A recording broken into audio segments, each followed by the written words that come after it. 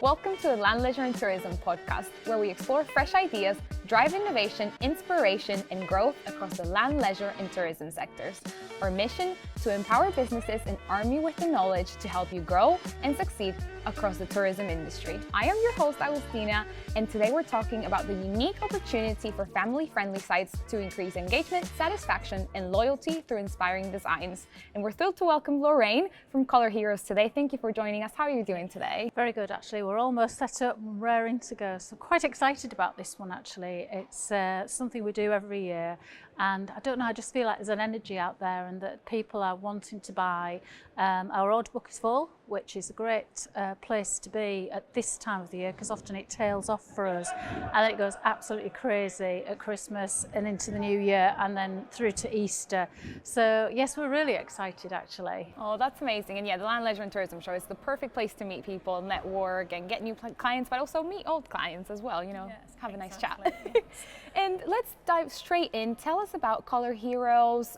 What do you guys do? So basically we create high quality resources for museums, farm attractions, national trusts, lots of charities, and these are made by our team back in the office, 4 illustrators and designers who are in-house. So we're a team of 8, family owned and run company. We were 23 last Friday. So what we want to bring is just loads and loads of enthusiasm and positivity to help businesses to grow, but also to access the really massive opportunity that there is for families, because families expect now a better experience and they expect something that's going to create a memory for them. You know, they're spending hard-earned cash and the expectation now is that there's something there for a family to do, and if you're not doing it, somebody else will.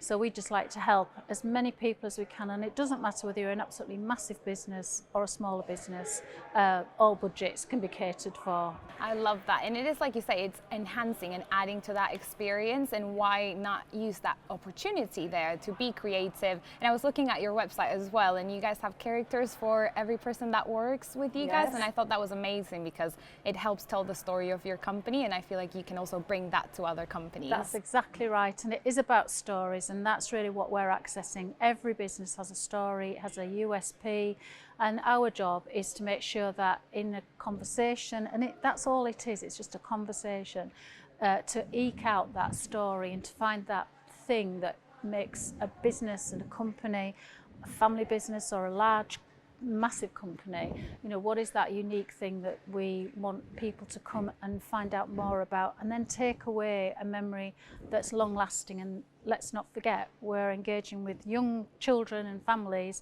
who are the buyers of the future, and what better way to get them going and thinking about our history, our legacy, farming particularly. I mean, we just need to be doing as much as we can to help that story. We need more growing at home, if you like, and that's not just with plants and gardening, it is with our children and our families really. And you never know whose day you're going to make, and they might, in 20 years be like, oh, I remember, when I went there as a child, and then they bring their own kids.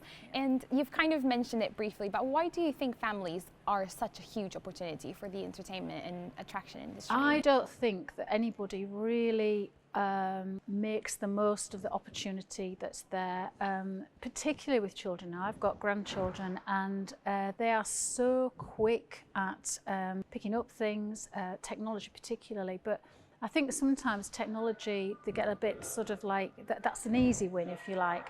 And I know what we're seeing over 23 years, lots of things have come and gone, but the thing that has never gone is that resource that you can hold in your hand, something you can take home, make a memory box, stick it on the fridge, send it to granny, grandpa, carers, anything really. And that's really what we're about. We're making memories with our customers, and it's such an easy process to get to the point where we find what that unique story is, and that's really what we want to do as much as possible.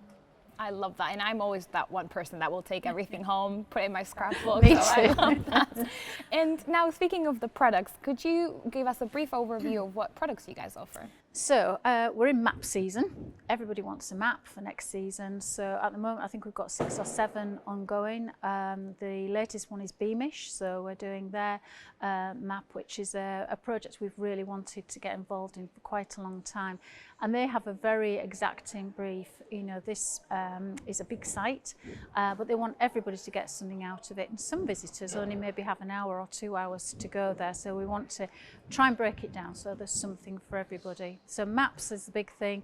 From your map, you can then have an activity trail. You can have kind of interactive boards to go in your farm, shop, your museum, your whatever it is really, to support what's going on the site. It doesn't matter whether you're a tiny site or whether you're a great big site, whether you're indoors, partly outdoors. It really doesn't matter. You will have a story, and we will navigate the customer, the family through the journey. And then we go to things like our standees, which are a great way, character-led often, and so they'll welcome people into the facility wherever it is. And it's something children can really get excited about, and families then can engage. You know, then you can have loyalty programs, and it just has a fantastic way of rolling around every season something new that we can use that character for. So lots of character creation. Retail products, we've seen a massive uptick in retail products branded for sites, which is much better than using a licensed product, because it means that your brand can then be top of the shelf, if you like, and really, really promoting, you know, what you do. And it's a great money-making opportunity as well. Grandparents particularly love to buy something for the grandchildren, but mums and dads as well. You know, you've got people who educate at home, and you know, so many resources that we can create. They don't need to be expensive either, just as long as you're doing something. I love that. And again, it goes back to that storytelling and continuing that branding, but also goes back to creating those memories and taking it home. So I feel like it is that experience that you're creating for the businesses. Absolutely. And now, coming to all of those amazing designs that you guys create, you have in-house designers. How does that process work, and how does that set you apart from other businesses? Well, I think we're fairly unique. I don't know another business that does what we do. So we take a concept, an idea, a story, and take it right the way through to it being printed or put on a poster or on a website or some digital resource. The designers and illustrators that we've got, 4 of them, they are in-house, and the range of skills is off the scale. So if you have a look at our website, and I invite you to do so, as you've said, you'll see a massive range of styles. But we do also specialise in, I've got fine artist who is amazing, caricatures as well, which are always good, and then a watercolourist. So, you know, if you want something softer, more pastel-y, great copy artists as well. So if you've got something that you had done 10 years ago and the artist is no longer doing it, or you just can't find them or whatever, you know, we can copy that style. So you never need to be kind of left, if you like, you know, thinking, now what am I going to do? Because we are also a bureau service. So if you need just a few illustrations, we did some for Fort Nelson, which is part of the Royal Armouries, and they just needed some elves and a Christmas bauble. And that's what we did for them. So that worked really, really well. So there's something for everybody. It's, again, going back to that, you know, different budgets, different sizes of product. There's no small project, no too big project. There's always something for everybody. 100%. And I love that you have, like you say, different styles, different designers that have different, you know, talents, because you can tell so many different stories and bring different personalities of different brands to life as well. Yes, that's exactly right. And they're all educated to degree level. And for us, that's a really, really important aspect of it. You know, I've worked with, I mean, dozens, literally, of talented artists. But the one thing with us at Colour Heroes that we are really good at is drilling down and getting the nuances of a business or a theme or a story. So we can access much deeper and do a deeper dive, but it's honestly, we're so quick at doing that. But it's that intellectual capability, if you like, of my team, and also the close-knitness of that team. We work in an open plan office, so all 8 of us are aware of who's working on a project if they get stuck. that creative input can go in, the experience can go in, and we work with some really challenging brands sometimes, and sometimes on some really challenging stories. I've written books for Help for Heroes, which were bereavement books, very difficult to get that right, but we're able to do that because we understand what the final audience is going to be and what the purpose is, and these are the really important questions we deal with first. And it all sounds really like, oh my God, that's really in depth and all the rest. It's a conversation, and that's really all it's about, because we know what we're doing and we know what we need to get to, and when the penny drops, it's amazing and something really magic happens then, and that's what I love, and that's why I don't think I'm going to retire. I think I'm going to just carry on doing what I do, because it is, honestly, it's so gratifying when you get a project and it just comes to life, and the customer is so delighted. So yes, it's a great job and it's a great team. It sounds very rewarding, and I love what you say about the close-knit team and having that good communication, not only with your team but also the client. Yes. And it just goes back and forth. Yes, and it is like that, and I genuinely, and the testimonials we get are absolutely amazing, and we never really have time to stop and pause because we're usually on to the next one. But I will never stop saying the team that I have are a very special group of individuals who together make the most amazing products and care so deeply about what they do. And every project, doesn't matter what the money spent is, if it's £250 or 25 grand, it does not matter. The same level of service and detail will go into each product. That sounds amazing. And speaking of the products, what do you think are the main benefits or family attractions, including these products in their attractions? It's really about telling your story. It's absolutely about engagement. It's about allowing a family or a group of people to really come and enjoy what you have to offer. And I think sometimes we get so stuck in the everyday business. We're working on it rather than and in it, rather than actually thinking about what would really work. And again, I know it sounds, because I've done it myself, I've been in business for a very long time, and I've panicked thinking, oh my goodness, I know I should be doing this, but I'm not, because I've got this to do and that to do. But honestly, the best hour you could spend working on your business would be to just have that conversation, because the market is huge for families, and that's not even mentioning people like special educational needs groups, who we do in a lot of work for, those disadvantaged families and children who are under a lot of pressure. And just to help that, it helps all the visitors to the site, and it also helps the business owners, because they then can genuinely say we're doing something for that group. So whether it's a self-led group, whether it's a school group, whether it's a group of I don't know, over 60s or whatever, there's always something in it. We don't just major on children and families. If there's a group that you need to communicate with, then we'd like to speak to you, because there is a route and there is a way of doing that, and we'll find it. And now going back to accessibility, how do you guys support accessibility? You mentioned briefly about your projects. Do you want to dive a bit deeper into that? Yes, it's something that we've done from day one. It's something I feel really, really strongly about, that there should be no group or individual who feels nervous, worried, upset, when they come into a site. And I notice this particularly when people go into buildings. Art galleries are a good example of this, but when you've got a great big farm attraction and you've got lots of noise, you might have lots of things going on.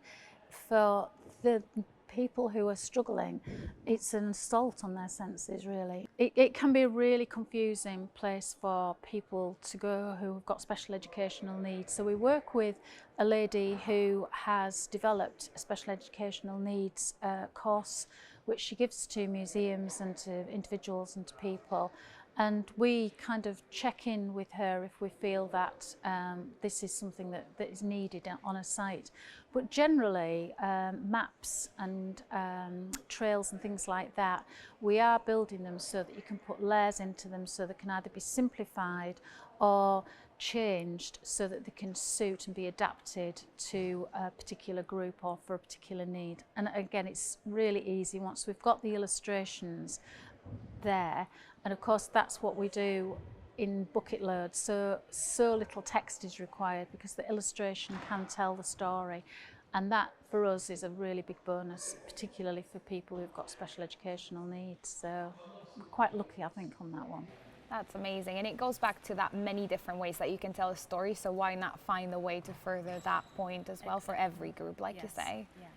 And speaking of flexibility as well, how do you guys customize each map and work with different locations? As I'm sure there's so much variety out there. Well, it's easy really with us because every project is bespoke. So although we create templates for people, and we're often asked for that for either websites or for different sort of aspects of a business, the maps generally are bespoke. So people get to choose the style. So it might be something that they've seen elsewhere. We had one yesterday where I got a Pinterest board really, and the amount of things that they put on there, but they were really good because they said, this is what we love, this is what we don't like, but better still, they said, this is why we don't like it. So we can take that and then make sure that we are creating a map. It is a map for life with us. The changes and the alterations are easy to make. It's easy to adapt, and the farming community will know this.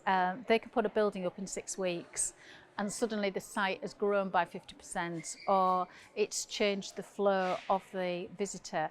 And those are the sort of calls we get regularly, and that is literally what people do. They ring us up and say, look, we've got this extra facility, we've put a car park in, or we've done something, it's major usually, but we can do those, and we do those changes pretty much immediately so that they're back up and running with a map that they can use again, that's effective and it's accurate.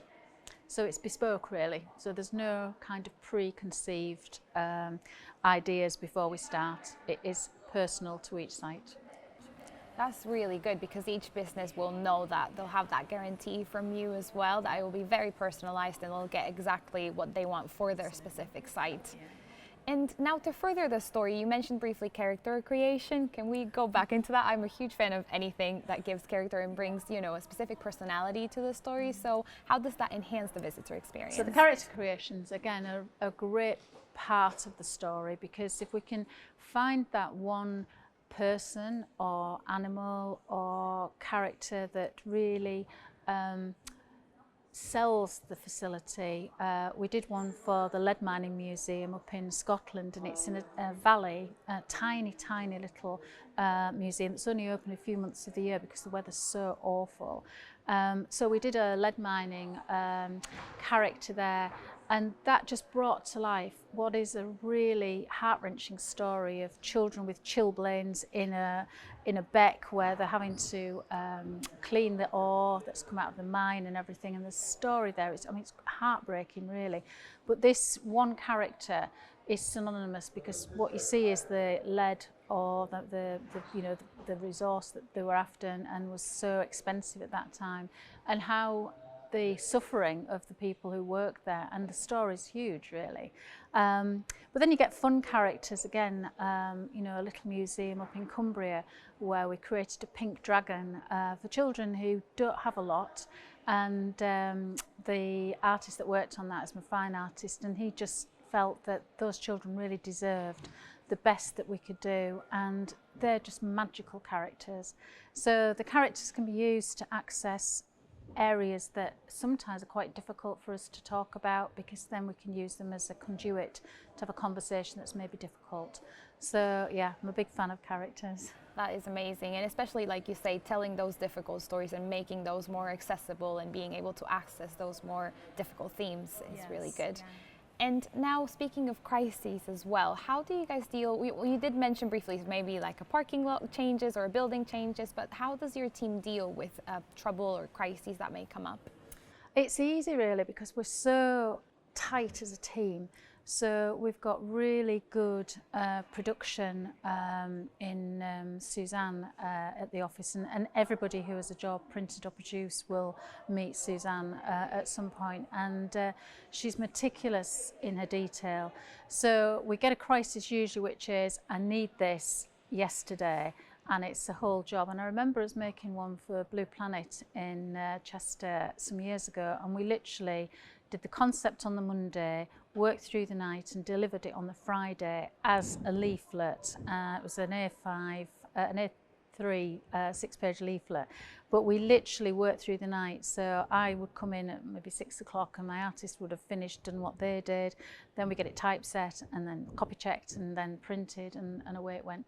So there aren't really, I wouldn't say there's anything that's a crisis for us, because we are so confident in what we do and we've got so much knowledge. Our industry knowledge spans, I mean, tens of decades.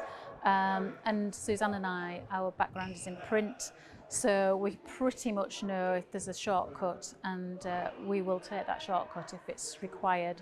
So yeah, there's no crisis for us. It's all, you know, it's just work. It's just fun. I love that. And it is that pride as well when you say we finished that project in those 5 days, worked hard, and you know, you're really proud of that end product that you have. Absolutely. And also, sustainability is a really hot topic everywhere. We always mention it. And you guys use FSC? FSC. Yes, materials. Yes, that's right. So FSC, we believe, is the best option for sustainability with printed material, because it relies on every tree that's chopped down. A number of trees are planted in its kind of place, if you like.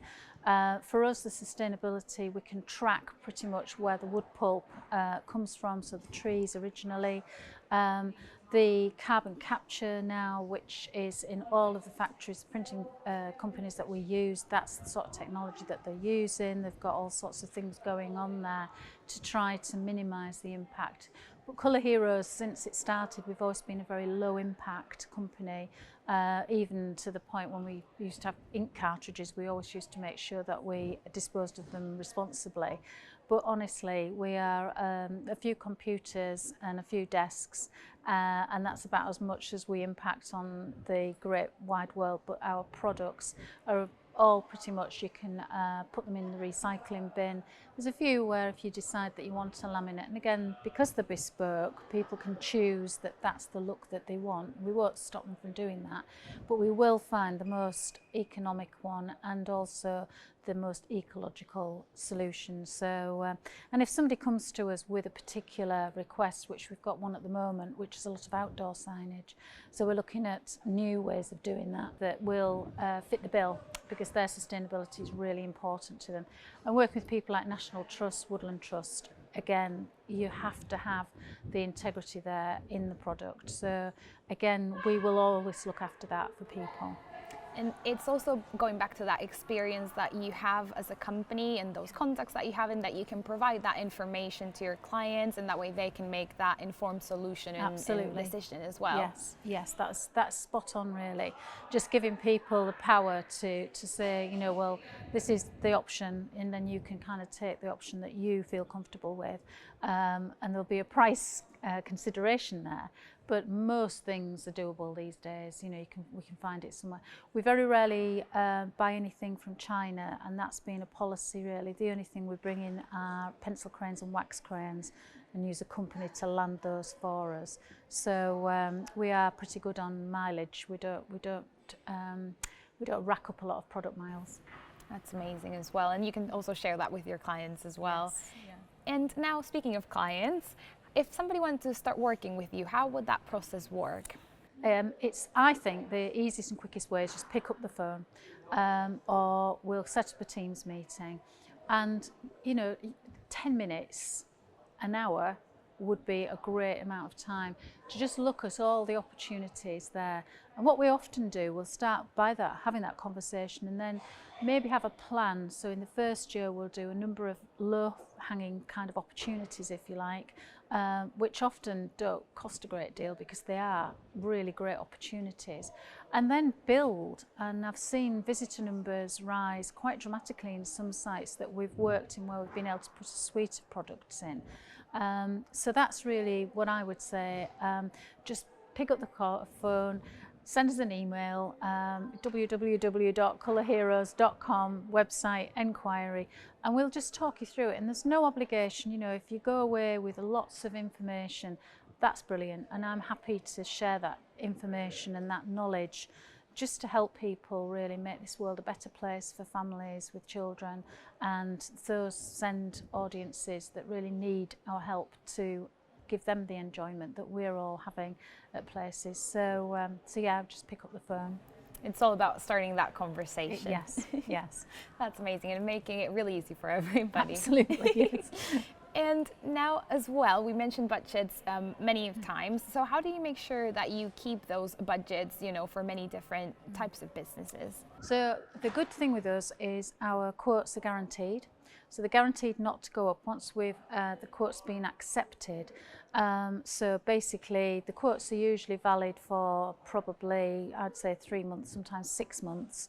So as long as you've got a quote there, and once we've agreed a price, that is the price you're going to pay. So you're never going to have a phone call where we're saying we need more money because it's taken longer, or we had to do this, that and the other.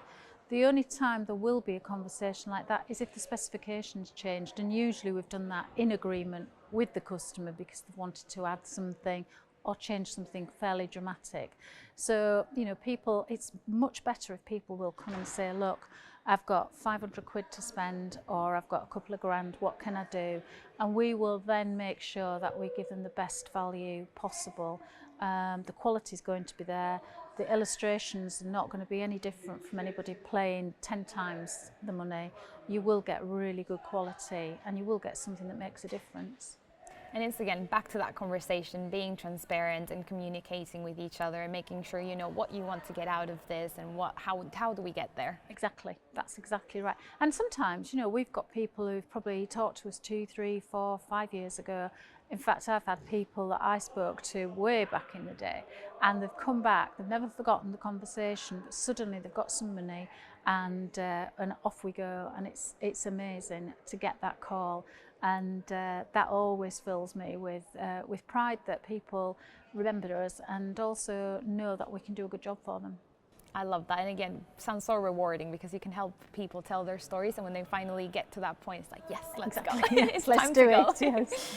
And based on your professional experience, what do you think is something key that rural businesses can add to enhance their visitor experience? I think it really is look at the opportunity that you have for families with children.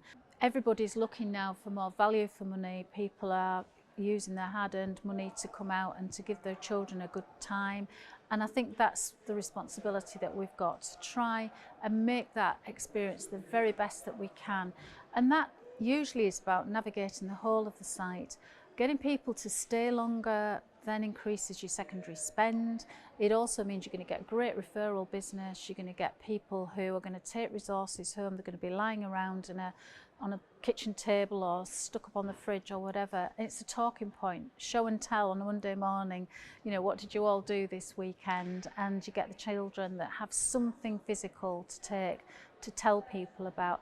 And that's really what it's about. It's about making memories for families in what are challenging times for all of us, for business, for families, for all of us, just trying to make life a little bit more pleasant, really. And we're certainly on that journey with our customers, and we welcome anybody along with us to do that.